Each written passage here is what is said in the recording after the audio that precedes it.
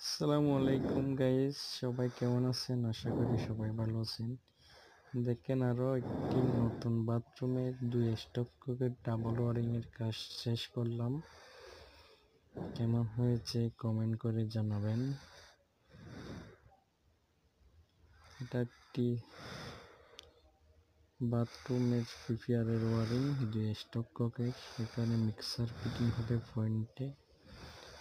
উপরে দুইটা হচ্ছে, এটা হচ্ছে লো কমান্ডের বিক্ষক এবং শাওয়ারের পয়েন্ট। এটা হচ্ছে টাঙ্গি থেকে আসবে ডেলিভারি লাইন। এখানে বাথরুম কন্ট্রোলিং এর জন্য একটা কেটবল সিস্টেম করা হয়েছে। এদিকে গিয়ে এখানে প্লাস টাঙ্গির জন্য পয়েন্ট দেওয়া হয়েছে।